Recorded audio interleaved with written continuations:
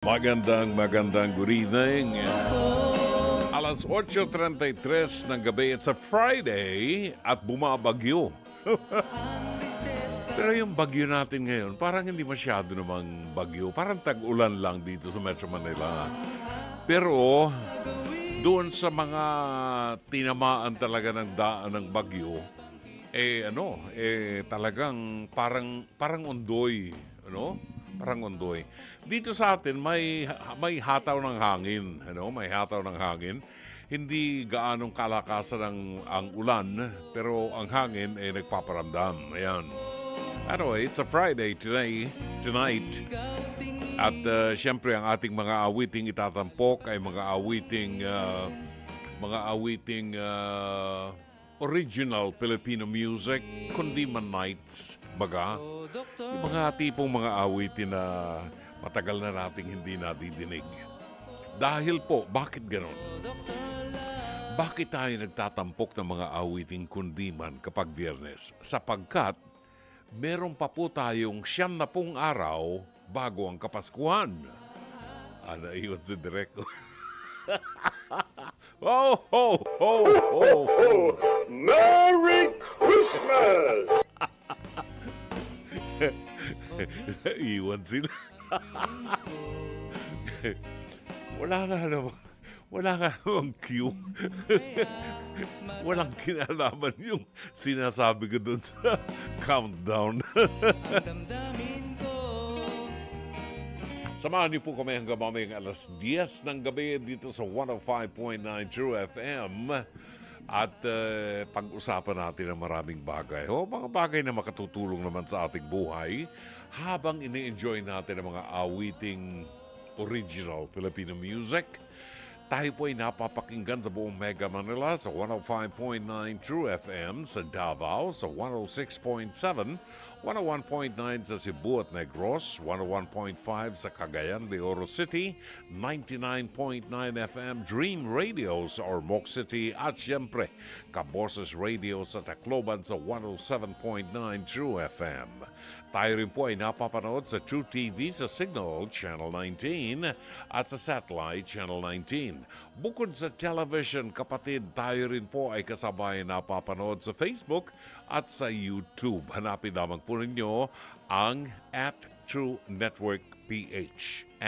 @TrueNetworkPH.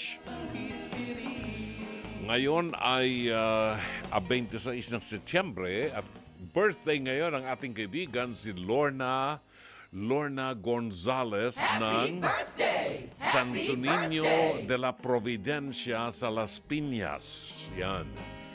Ngayon ang kanyang kaarawan, happy birthday kay Lorna Ciprian Gonzales, ang may-ari ng Santo Niño de la Providencia. Diyan po sa Las Piñas, Aurora P. Juan Street.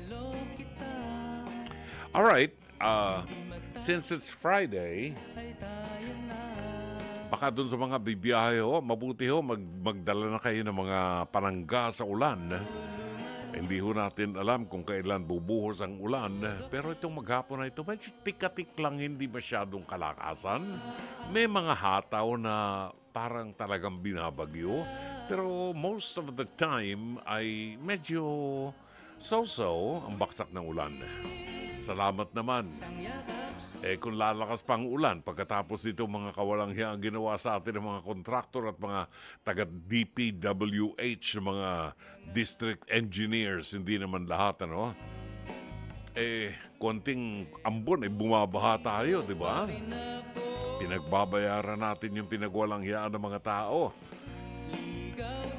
Anyway, it's 37 minutes after 8 o'clock. Pagbabalik po natin, ihahatid natin sa inyo ang mabuting balita ngayong gabi ng Biyernes at 26 ng Setyembre. Narito si Fatima Soriano.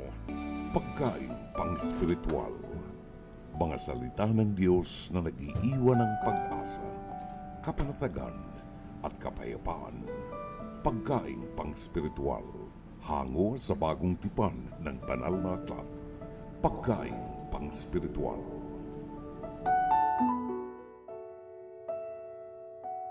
Narito ang ating pagkaing pang-spiritual sa araw na ito ng Biyernes, sa 26 ng Setyembre. Ang mabuting balita ay matatagpuan sa ikasyam na kabanata ng Ebanghelyo sang-ayon kay San Lucas, talata 18 hanggang 22. Isang araw, habang si Jesus ay nananalangin mag-isa, lumapit sa kanya mga alagad. Tinanong nila si Jesus, "Anong sinasabi ng mga tao tungkol sa akin?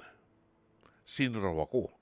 Sumagot sila, "Ang sabi po ng ilan, kayo si Juan na tagapagbautismo. Sabi naman po ng iba, kayo si Elias. May nagsasabi namang muling nabuhay ang isa sa mga propeta noong unang panahon. Kayo naman, anong sabi ninyo?" Tanong niya sa kanila. "Kayo po ang Kristo ng Diyos," sagot ni Pedro. Mahigpit na itinagubili ni Jesus sa kanyang mga alagad na huwag nilang sasabihin ito kanino man. Ipinahayag ni Jesus ang tungkol sa kanyang kamatayan. Sinabi pa niya sa kanila, ang anak ng tao ay dapat magdanas ng matinding hirap. Itatakwil siya ng mga pinuno ng bayan, ng mga punong pari at ng mga tagapagturo ng kautusan. Siya ay papatayin, ngunit sa ikatlong araw ay muli siyang mabubuhay. Ito ang mabuting balita ng Panginoon. Pagkain pang-spiritual. Mga salita ng Diyos na nag-iiwan ng pag-asa, kapanatagan at kapayapaan. Pagkain pang-spiritual. Hango sa bagong tipan ng banal na aklat. Pagkain pang-spiritual.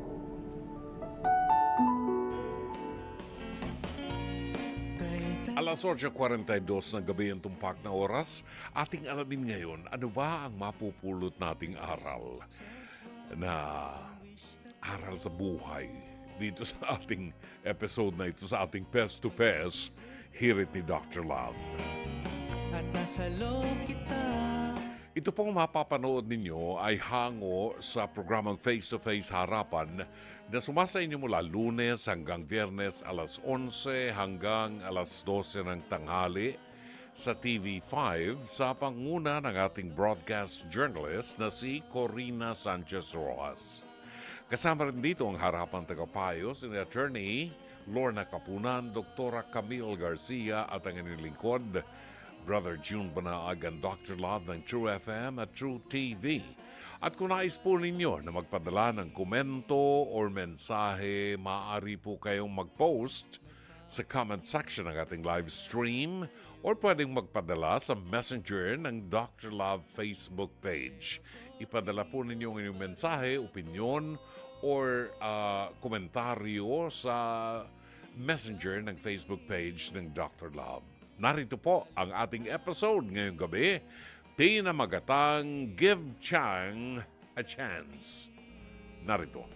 Nasa kultura nating mga Pinoy ang sama-sama all sa iisang bahay. May kilala nga po ako, 48 sila sa loob ng iisang bahay. Na maliit, sa totoo lang. Kasama sila lolo, lola, tito, tita, pinsan, asawa, bilas, apo, ay ewan. Paano kung mayroong hindi magkasundo? Pihado yan. Pihado yan. Kaya nga nauso yung pader Hindi ba? Awkward. O kaya sakit sa ulo. Gaya na lang ng magtiyahing bisita natin ngayong araw. Ang tiyahin nasasaktan dahil wala daw galang ang pagsasagot-sagot ni pamangkin. Ganon pa man ay gusto pa rin ni tita na bati-bati na lang. Kaya hiling niya sana sa pamangkin, give Chang a chance. Si Inchang bilang CCTV inspector na nagtatrabaho sa kanilang barangay ay tumutulong sa mga problema sa kanilang komunidad.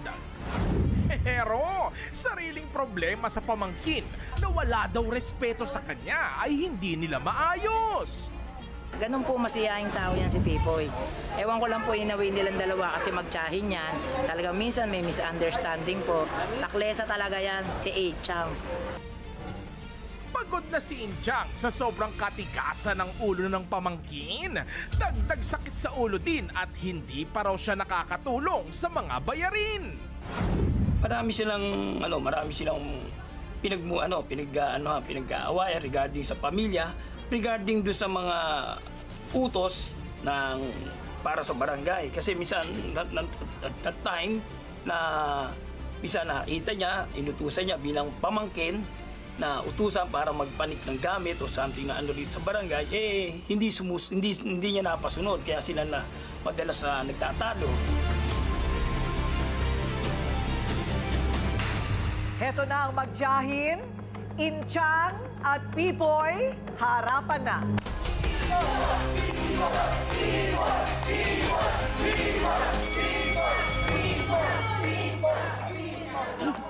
So, anong tawag niya sa'yo, Chang Inchang? Ate. Ate. Ate. Pero tiyahin ka niya. Opo. Ayun, okay. Ilan kayo lahat sa bahay? Bet 20 plus kasi five families. 5 families? Ako, mga asawa nung mga pamangkin ko, pamilya ko, ate ko. Oh. Buhay pa yung pinaka-lolo-lola? Wala na? Patay na po magkakapatid? yung nanay at tatay ko. Bali, bahay lang po yun nung nanay at tatay ko. Okay. Sa inyo yung lupa? Opo. Sa inyo yung lupa? Award po ng NHA. Award. Ilang square meters yan? 47. 47! Wow! 47! Opo. So ngayon, paano kayo natutulog para mga paniki yung iba nakasabit? Hindi po. Floor. Kumbaga parang tenement. Okay. So may floor. Oo. So hindi lang 40 plus ang times 3 'yon kasi so hindi naman sobrang sikip. Sa akin, sa part ng, tawag din yung binigay sa akin, parte ng nanay ko, dati ko kasing kwarto, nung dalaga ako, hindi naman, okay naman po. Okay naman. Sa kanila, masikip kasi ang dami nila. Yung bakit pa po, syempre ako tsahin, kami mga tsahin. Pag napupunta sila pa yung parang hari-hari. Tuting, na bahay yun ng nanay ko. Oo. Ako, anak ng nanay ko, sila, apo lang. Okay, hindi pwedeng hari-hari. Opo, Hindi ganun pwede. Okay, Pipoy, sabi ni Inchang, give Chang a chance. Ayan. Bakit nga ba hindi ka sumusunod sa kanya? Minsan po kasi, dinadaw niya ako kumbaga sa dinadaw niya. Para kang minamaliit. Oo. Tulad ng pagkasabi na, daw ako, mag-uutos siya, meron pang mura. Pwede naman siyang magsalita ng mahinahon. Di, pasigaw pa yung niya eh. Pasigaw. Siyempre ako, umaano rin ako. Di wow. Oo. Magsalita. Teka muna, hindi mo siya anak, right? Ako, di ako nagsalita eh. Tumahimik Teka ka dyan. muna, hindi mo siya anak. Hindi. Bakit pa kayo nagkakaengkwentro, hindi mo naman siya Hindi, anak? kasi po ganito. Like example, ako, nabanggit ko po na nagtatrabaho ako sa barangay. Si chairman, pag nag-uutos, talagang hindi pwedeng hindi magbigay. Kaya ang point ko, nung time na yun na inutusan siya kaharap yung mga kagawad. Sinong inutusan? Ako, inutusan papabuhat. Walang tao, walang tanod. Nakita ko siya sa labas. Sabi ko, Poy, maganda salita ko kaharap yung kagawad. Nandun si chairman. Poy, pwede pagpakit ng sa taas. Automatic naman pag nag-utos yun si chairman, magbibigay sa kanya ng pangmerienda. Bigla niya ako sinagot na. Ilang beses akong inuutusan nun, nakatay. Ako, okay lang sa akin. Meron naman silang tauhan, patay nilang pautos. Wala kang tao eh. Oo ay. Tapos sasabihin nyo, marami daw na itulong. Siyempre, mamamayan kami. Natural tulungan. Ano kami? Mamamayan kami. Bakit pag ginusto ba ni chairman na hindi ka bigyan ng ayuda, may magagawa ka? Natural. Ay, bawal po bulsahin ng ayuda. Bawal po yun. Atensya. Actually, meron. Bilang mamamayan, meron. Tinatanggal May na ako magagawa eh. siya. Pero nung ginawa ni Kagawad, pinasok pa rin ako. Kasi nga daw, may pamilya nga daw ako. Para sa akin ha, para lang sa akin, kung ayaw niyang tumulong, karapatan niya yon. Kasi sana kung anak mo eh. Tingin ko lang ha. Tama. Kung anak mo siya. Kung ayaw niyang tumulong, Ganun naman eh, wala naman sa akin point. Ang sa akin lang, yung pagiging bastos niya nga po. Yung pagiging bastos niya, ilugar niya. Dahil aminin mo, Pipoy, kahit ganito ako nagtatanggol sa inyo at mas madalas asawa ko nagbibigay ng trabaho sa iyo. okay. Pero hindi mo inaalagaan, di ba? Bibigay ng trabaho. Pero pagkasahod, hihingi ka. Manghihingi ka. O, hindi ako nanghihingi sa'yo. Hindi yung ano, kaya kinakancel ko nga kagad eh. Kaya kinakancel ko nga kagad eh. Baka saan eh. Kung baka yung tulong niya, gusto meron pang ano, meron bigay Binibigyan dapat. mo po. Meron kagad bigay. Ano salita Di ko dapat- sa'yo? Bigyan mo di- nanay di, mo. huwag niyo na akong tulungan. Ilang taon ka na ba? Ano na ako, 34 na O, ako eh. 34, paalamunin pa rin ang nanay Alam mo niya. rin ba? Akala mo ba? Nasasaktan ako kasi kapatid ko nahihirapan. Baka pala muli ka ng barangay eh. Oy! May asawa ko! Nagtatrabaho ko! Pwede ako mangingi. Tama na. Kung pa pwede, mangingi sa'yo eh. Magulang mo! Di naman ako Itsura ano ng sa'yo. magulang mo! Dali lang. Huwag muna kayo pareho magsasalita ha. Alam nyo, ang respeto kasi, pareho yun. Kailangan respetuhin mo rin siya, ikaw respetuhin mo rin siya. Period. Wala yan sa edad, sa totoo lang. So, ikaw naman, ang tanda mo na, 34 ka na, may trabaho ka ba? Meron po akong trabaho. Anong trabaho mo? Dangwa po ako. Ha? Nagbabantay po ako ng bulaklak.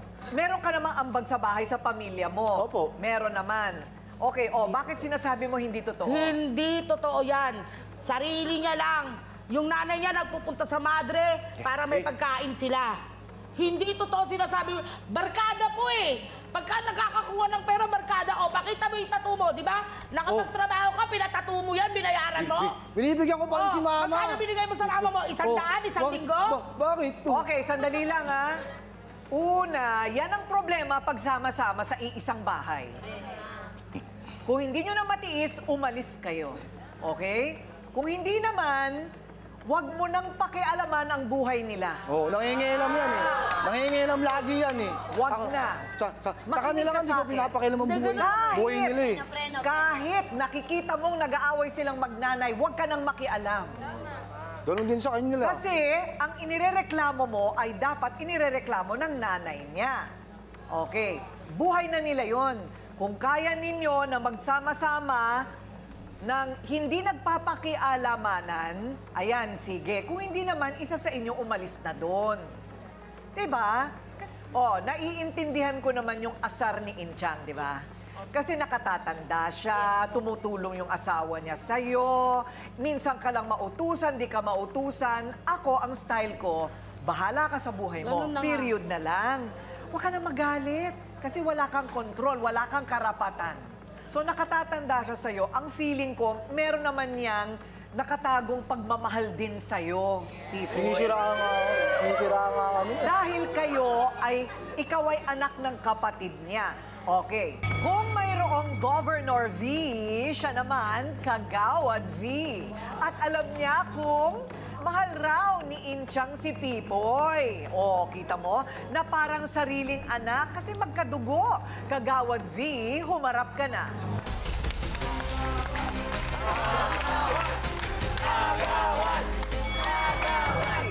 Okay. Ano sa tingin ninyo ang punot dulo ng problema? Ay, dahil nga po si Inchang, ay ganyan, mabunganga. Ay! Kakampi mo na yan, ha? Hilaglag ka. Ganun daw ang tunay na nagmamahal, makatotohanan. Mabunganga lang pero mabait. Okay. Mabait yan, dahil matagal ko na siyang kaibigan. Kaibigan, kapitbahay, at kasama sa barangay. Tingin ko naman mabait din talaga si Inchang. Kaya nga, dahil siya'y mabait, matulungin, ang nangyayari, ine-expect niya na lahat ng tao ganon. Hindi ganon ito. Ayaw tumulong. Di ba? Papabuhat ka lang, ayaw, nakakaasar. Pero kung hindi ka naaasa, na lahat ng tao'y tulad mo, mas maginhawa ang buhay mo. Tama, Nanay V? Tama. Oh, tama. Okay. O ano naman ang masasabi mo dito kay Pipoy? Si Pipoy, ano lang yan eh, mabait din naman yan. Kaya lang nga, sumasagot. Medyo wala ngang galang. Walang galang. O ano masasabi mo? Si Kuya Pipoy, nako, pupunta na yan sa second floor. Ala, yung second floor naman yung nakaway. Okay. Maganda yata yung siguro, hindi ka ba pwede makipag-swap? Makipag-swap, magpalit kayo ng lugar ng isa? Hindi. Hindi pwede. Kasi mas malaki yung lugar mo. At saka doon na kami sanay. Nasanay na kayo doon. Nasa akin kasi yung CR sa baba. Oo. Isang CR lang kami. Nasa akin yung CR sa baba. So, hindi nyo naman pinag-aawayan ng CR? Hindi naman kasi may sarili silang CR. May sarili naman pala. O, si Inchang, ang tiyahin ni Pipoy, pero nasaan ba ang nanay ni Pipoy? Nandito siya ngayon. Heto na siya, Priscilla, humarap ka na. Kumakawal pa. Iyak ka pa dyan. Diyan ako Bakit hindi siya makapaglakad? May sakit siya, diabetic. Diyan ako naaawa.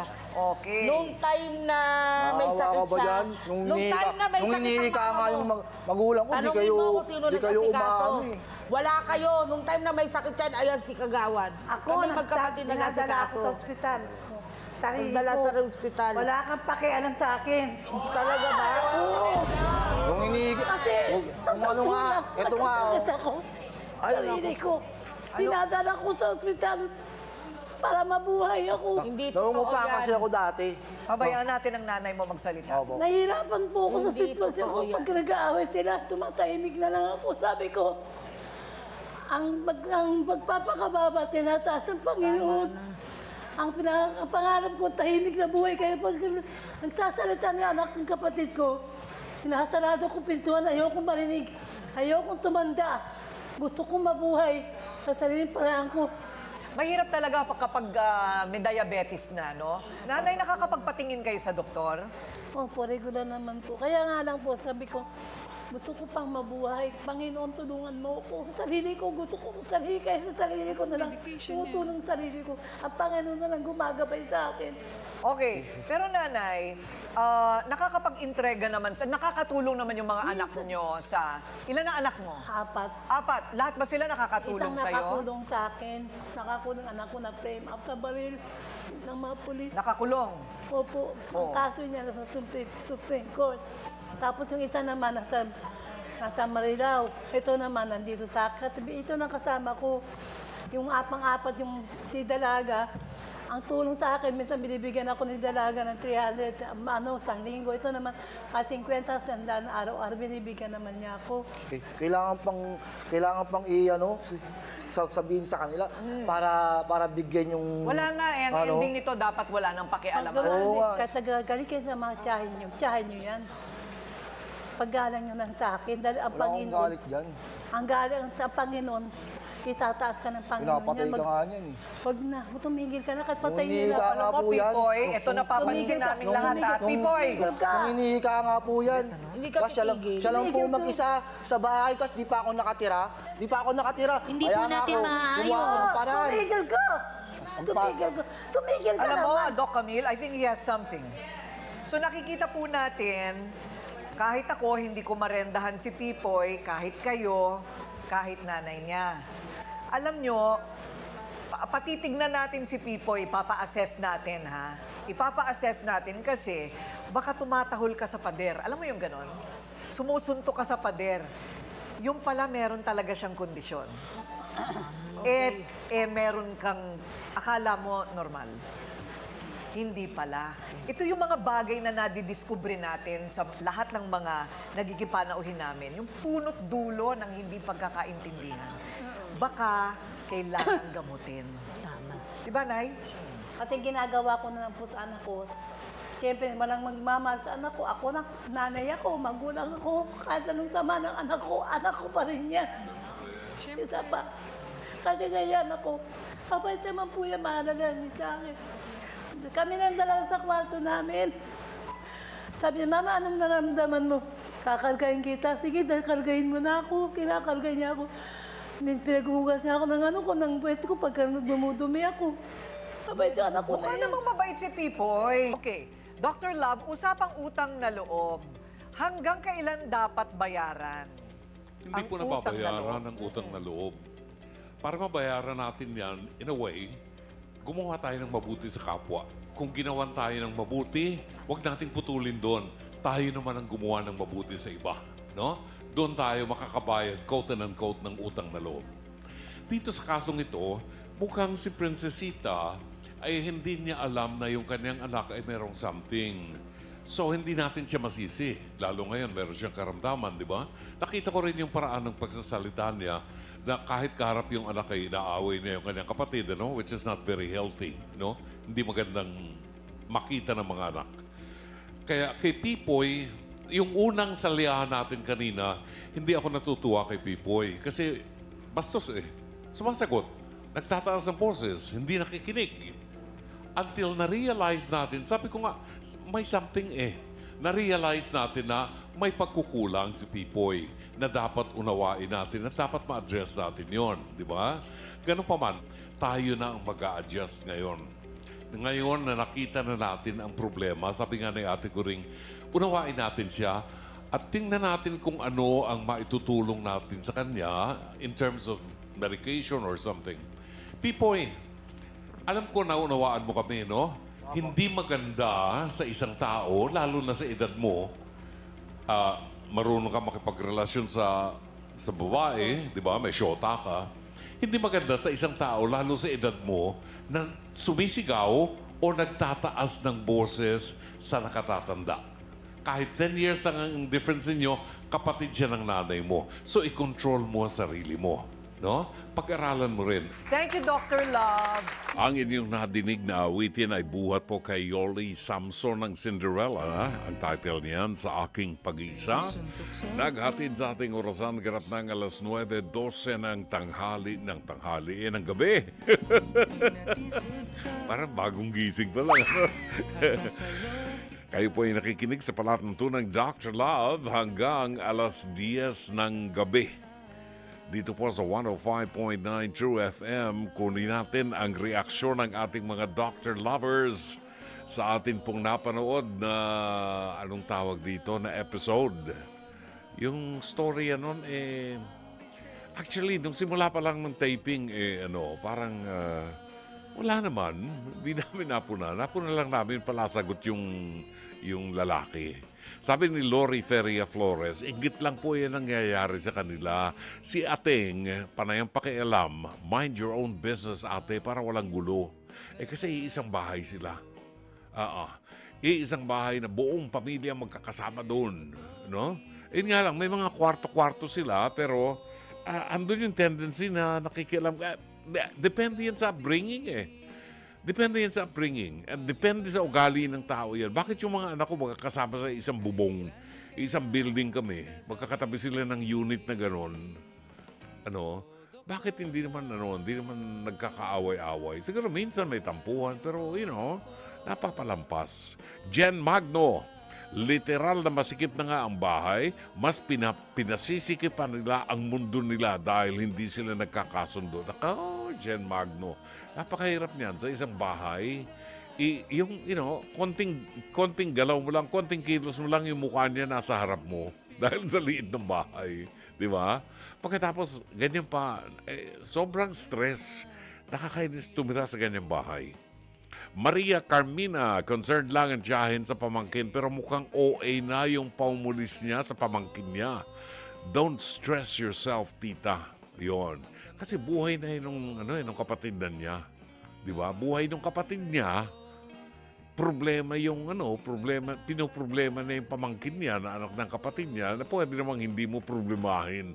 Bakit ka magdadagdag ng stress sa buhay mo? Di ba? Itanong natin kay Auntie Maldita. Ang sabi ni Auntie Maldita, good evening po. Yung Pipoy po, may past issues na hindi na-tackle. Kaya loud at merong stigma siya ng need to. He needs to be heard and needs to feel in authority. Needs to feel important. Kaya po may attitude. Madami siyang past issues na kailangang i-address. hindi alam ng ina at ng tita kasi wala din silang know-how sa ganyan. Kaya akala nila normal at matigas lang ang ulo. Ay, sang-ayon ako sa iyo, Auntie Maldita. Kung hindi mo alam at hindi ka keen sa pag-obserba sa kilos ng tao, sa demeanor ng isang tao, mabuti nandun si Dr. Camille. Kasi kami ni attorney, pag may napo na kami, titingin kami kay Dr. Camille. Bakit naman si Dr. Camille? Tatango na lang siya. Alam na niya. Yun, ganon. Ay, Auntie Maldita, pakikumusta nga kay Kuti Mercado at saka kay G. Alindogan, ng Simplicity Crafts and Frames. At matagal na ako hindi napapasyal dyan sa inyo. Pakisabi lang kay yung kaibigan mo, kay G. Alindogan at saka kay Kuti Mercado, nangungumusta ako.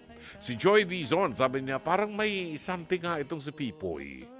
Siguro kahit maraming beses mong pagsabihan, effect na talaga, ipa-check up na lang. Oo, pero may syota siya, May syota siya. Siguro, hindi rin alam ng syota niya. Hindi natin alam. Baka pareho sila may something. Di ba? Banjo Andres. 34 na yan si Pipoy at malaki ang katawan. Dapat kumakayod na yan at kusang tumutulong sa pamilya. Well, siguro dapat din, para may pagkalibangan siya. Pero siyang nakakatulong ng nanay niya na may diabetes. Oo, may diabetes yung nanay niya. Pero siguro kailangan din merong regular na pinaghahanap buhay ito sa Pipoy. Analinda Cortez, ang pamilya ay biyaya mula sa Diyos. Huwag bayaang sirain ang galit at inggitan ng pagkakaisa. Magpapatawad po kayo, gaya ng pagpapatawad ng Diyos sa inyo.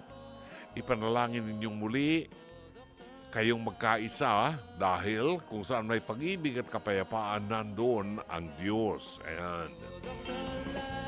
So anong aral dito? Ang aral nating mapupulot dito, minsan turuan natin ang sarili natin na huwag tayo makialam sa buhay ng may buhay. nung araw na bago ko sa Amerika, sabi ko, bakit ganito ang kultura ng mga Amerikano? Merong aksidente, no? May aksidente, may nakahigang tao doon sa kalsada, pero ayaw lapitan. Sabi ko, bakit ayaw nilang lapitan? Bakit ayaw tulungan? Sa Pilipinas, tutulungan yan. So I found out later on, kaya pala hindi nilalapitan kasi baka mademanda ka. Baka mademanda ka na kung hawakan mo yung tao, may bali pala, lalong lumala ang sitwasyon, hindi mo dapat pinakikialaman. At sapagkat wala ka namang alam sa medical field, huwag ka na makialam. Itawag mo na lang ng ambulansya o ng police o whatever, fireman. Kasi normally, yung tatlong yan magkakasama yan, bumbero, ambulansya, police. Ngayon, dito sa Pilipinas, sapon ako ganyan na rin. Kasi may logic naman na hindi porke nakita mo nakatimbuang yung tao doon sa kalsada, gagalawin mo, mahirap na, di ba? Baka merong ibang issue yon. So, dito sa atin naman, ang problema kung bakit humahaba ang traffic pag merong aksidente, wala lang. Fender bender lang, nagkabungguan lang. Makita mo ang mga motorista, parang gooseneck, papanoorin pa talaga, titigil pa sila sa kalsada, papanoorin pa kung ano nangyari. Magtatanong-tanong pa. Parang may magagawa sila, di ba? Parang kung merong na-flata ng tire, titignan pa yun. Kita mo, magta-traffic yan. Hahaba ang traffic. Kasi ang tao, nag-uusyoso. Parang may magagawa. Kung gusto mong tumulong, buwaba ka, magpalit ka ng gulong. Alas 9:20 ang tumpak na oras. Sa ating programang Dr. Lab Radio Show, batiin lang natin Francis Anthony Gador ng Antipolo City. Nagpapacheck ng attendance, samantalang si Roberto Ignacio buwabati po ng magandang maulang gabi at malamig na gabi, Kuya John. Happy weekend po. Pakibati naman po yung mga kaibigan ko, sina Ayana Alexandra Gonzalez at si Gabriel Eliza Samonte. Cum laude po yung BFF at crush ko na si Bianca Diaz sa kursong BA, Bachelor of Arts in Diplomacy and International Affairs. Buhat po kay Roberto Ignacio, Angelita Banato ng Pateros, Evelyn Fortunado, magandang Biyernes ng gabi, Brother John, at sa staff ng Dr. Lab buhat sa Real Quezon. Buhat sa San Pedro Laguna, si Susan Reyes Montinola, buwabati ng magandang gabi. At nagpapacheck ng attendance si Garcia Vincent ng Gloucestershire, UK, na susundo na po sa kanyang anak sa school. Josie Valenzuela, good evening, Dr. Love, watching from Abu Dhabi, United Arab Emirates. Wow! Talaga naman. Magandang gabi sa inyo dyan sa Abu Dhabi. Ano ba? Open na ba ang Disneyland? Balita ko magkakaroon ng Disneyland sa Abu Dhabi. Sana malapit-lapit, ano? Gusto kong pumunta dyan. Alan Hungko, magandang gabi. Engineer Mercy Santos, magandang maulan at malamig na gabi sa inyong lahat. We'll see you tomorrow. Nakahanda na ang mga lalafangin namin bukas. At ako'y magdadala ng plastic bag para mag-Sharon Cuneta. Kain ha? Masarap ang ulam natin. Yan. Ako nang bahala. Ikakain kita. Oo. Magsha-Sharon Cuneta ako bukas. Chato sa Cluti, magandang gabi sa iyo, kaibigan. Si Joella Carpio Capardo. Bago ito, ha? Good evening po, Dr. Love. Pakibati po ang biyanang kong si Sardinica Aldous Capardo, na gabi-gabing nakasubaybay sa inyong programa habang naghahanda ng panindan niya para bukas. Magandang gabi po, Aling Sardinica Albus Capardo, ang biyanan po ni Joella Carpio Capardo, na palagi daw po nakikinig sa atin. Thank you very much. Si Jobert Desera Tripoli ng Baybay Leyte ay bumabati ng magandang gabi. Ako nagparamdam kagabi kahit isang araw lang po, namimiss ko agad ang programa ni Dr. Love. Salamat po. 105.9 True FM. Falco Natalie. Pabati naman po si Papa na nakikinig sa radio ngayon. Birthday po niya. Naku, anong pangalan? Falco. Happy birthday! Happy birthday! Happy birthday! Papa ni Falco Natalie, na hindi po naibigay ang pangalan ng kanyang tatay.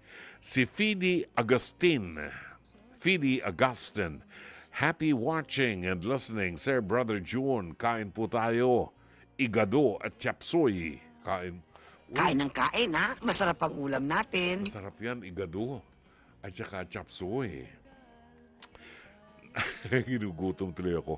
John Eric Katubig, magandang gabi. Lilian Panaligan Buen. Hello po to Miss Sugar of Pampanga and Aling Lourdes of La Union. Always watching from your senior avid fan ng Parañaque City. Magandang gabi kay Catalina Santiago Tolosa. Shout out tayo kay Lori Feria Flores ng Pasay City. Ralph Richie DG1. Minsan po habang nagta-travel, excursion po kami, hindi po kasi kami nakakapagsimba ng linggo, kaya nakakapag-online mass kasi ako, pero naglo-loading each part. Kasi sabi daw po nila sa akin na naiintindihan daw ako ni Lord, but I miss the Holy Mass physically, pero parang hindi satisfied ang Sunday obligation ko. Pakibigyan mo po ako ng advice, Dr. Love. Alright, sandali lang ha. Batiin natin Carmelita, Lina, Neira, and Al Villaflor. Good evening and happy listening. Si Yek Lopena and Riza, Templadong Templado. And also, bukas ay magbo-birthday ang aking kumare na si Kumaring Zenny Dayang Hirang. Bukas po ang kanyang birthday. Happy birthday! September 27. Happy birthday to you, Kumaring Zenny Dayang Hirang. Balikan lang natin bago tayo mag-pause yung katanungan ni Richie Juan. Nanonood daw naman siya ng mass online. Kaya lang, sabi niya, namimiss ko yung Sunday obligation ko. Pakibigyan mo nga ako ng advice. Okay. Ralph Richie, ang simbahan natin ay binigyan ng permiso na ipalabas online or sa television ang misa. Either misa for Sunday or weekday mass or something. Normally, misa po panlinggo ay napapanood sa online, napapanood sa television. Ito po ay hindi para sa atin na walang karamdaman. Ito po ay para doon sa mga may karamdaman, sa mga matatanda na mga bedridden, sa mga nasa ospital. Yan po ang purpose niyan. Para doon sa mga taong physically hindi makapunta ng simbahan. Pero kung tinatamad lang po kayong pumunta sa simbahan at manonood lang kayo ng mass, asan ang communion nyo? Hindi ka makakapag-communion, no? At bukod doon, required po tayo na dumalo sa Sunday Mass. It is an obligation. Kasalanan po yan pag hindi tayo nakapagsimba ng Sunday. So, we need to be physically present during the Mass sa simbahan para kasama natin ang Panginoon doon. Nakikipag-ugnayan tayo sa Panginoon at tinatanggap natin ang katawan ni Kristo sa ating katawan. Mapapantayan ba yun? See? Yun pong sa television, sa online, para sa mga may karamdaman, para doon sa mga nasa ospital, para doon sa mga nakakulong, sa piitan. Yan po yung umaattend sila ng mass online. Pero may nakaschedule pong pupunta ka sa kanila para magbigay ng communion. Binibigyan sila ng communion yung araw ding yon ng Sunday. So hindi po yan para sa atin who are physically fit to go to church. Oras, alas 9:27 ng gabi. Alas 9:32 ng gabi ang tumpak na oras. Si Myra Bulisay Lee ay nais bumati kay Zenny Dayang Hirang ng happy birthday. Happy birthday! Yung aking kumaring si Zenny Dayang Hirang, finally umabot na siya sa edad na 34 anyos. Malaking celebration yan, ha? Thank you very much and happy birthday to you, kumaring Zenny Dayang Hirang. May you have many more and many more candles to blow. Tunghayan natin ang isang kasaysayan. Ito po ay pinost ng username na si I Am The Guru mula sa Threads. Narito ang kanyang kasaysayan. Ewan ko kung makaka-relate kayo rito. Ang sabi ni I Am The Guru, my mom was brought to the hospital yesterday. Nadulas kasi at nabagok ang ulo. Medyo bastos ang doktor na nag-a-attend sa kanya kaya kinausap ko ang nurse kung pwedeng ibang doktor na lang. Good thing, mabait yung ipinalit. Paano ko nasabing bastos? I was worried since my mom is already 65 years old and was crying because she was scared. The doctor said x-ray lang daw ang kailangan kasi wala naman daw bleeding. I told him let's request for a CT scan or MRI just to make sure my mom is okay. Ang sagot ng doktor, I have been a doctor in this hospital for 40 years. Alam ko kung kailan kailangan ng CT scan or MRI. She's okay. Pwedeng lumabas ka kasi nakakadistract ka dito. Kinausap ko ang nurse na ibang doktor na lamang ang kunin, so the second doctor requested for a CT scan. And voila! Results showed that she has lacunar infarct. Gusto kong balikan ang first doctor at isampal sa kanya ang resulta. Buhat po ito sa post ng username na I Am The Guru ng Threads. Balikan po natin yung binasa natin kasaysayan. Ito ay experience sa isang ospital nitong username na si I Am The Guru na kanyang ipinost sa Threads. Mabuti, hindi niya binanggit ko ng pangalan ng hospital. Hindi ko alam if it's a private or government hospital, government-run hospital. Pero sa totoo lang po, may mga pagkakataon na mataas ang respeto natin sa mga doktor, ha? Doktor, mga nurses, mga health workers, sapagkat alam natin sa klase ng trabaho nila. Minsan po talagang sobrang hirap, lalo nung panahon ng COVID-19, di ba? Sobrang hirap, sobrang sakripisyo na halos wala na silang pahinga. Ito naman, yung doktor na yan, sang-ayon sa kanya, ay 40 taon na siyang nagtatrabaho dun sa ospital na yon. I have been a doctor in this hospital for 40 years. Kasi, na-aksidente yung nanay nitong si I am the Guru, 65 years old, at medyo tumama yung ulo. Umiiyak at natatakot. Ngayon, nasabi ng doktor, x-ray lang kailangan. Since wala naman daw bleeding. Ngayon, nagre-request naman itong si I am the Guru na kung po pwede, bigyan ng CT scan or MRI. Siguro para lang, makasiguro sila na everything is fine. Ang sabi ng doktor, I have been a doctor in this hospital for 40 years. At alam ko kung kailan kailangan ng CT scan or MRI. She's okay. Pwedeng lumabas ka kasi nadidistract ako sa iyo, sabi ng doktor. May kabastusan yung doktor. Kasi po pwede niyang sabihin niya ng mas magandang paraan. Hindi na niya pwedeng ipagyabang yung 40 years na pagtatrabaho niya dyan sa ospital na yan. Kasi kung ako yung nasa katayuan nito, babayaran ko naman yung CT scan. Babayaran ko kung magkano yung i-charge sa akin. Gusto ko lang magkaroon ako ng sense of security na okay yung nanay ko. Ngayon, kung hindi talaga kailangan, hindi naman problema yun eh. Hindi naman yung doktor ang magbabayad eh. Gusto lang ng pasyente, ng kamag-anak ng pasyente, makasiguro siya. Ewan ko naman kung bakit tinatamad yung doktor at ipinagyabang niya yung kanyang 40 taong serbisyo doon sa ospital na yon. At alam daw niya kung kailan kailangan ng CT scan or MRI. See? O ngayon, yung pumalit sa kanyang doktor, mas approachable. Pinagbigyan itong sender na ito, si I am the Guru, pinagbigyan na i-CT scan yung kanyang ina. So, ang resulta ng CT scan, merong lacunar infarct. Ibig sabihin, may problema. Di ba?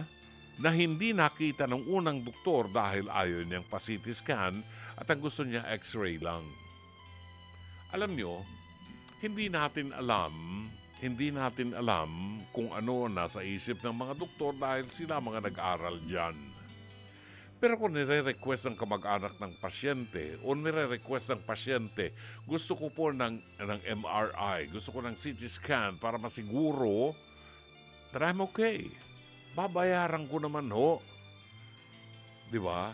Anong kaber ng doktor? Di ba? Anong kaber ng doktor?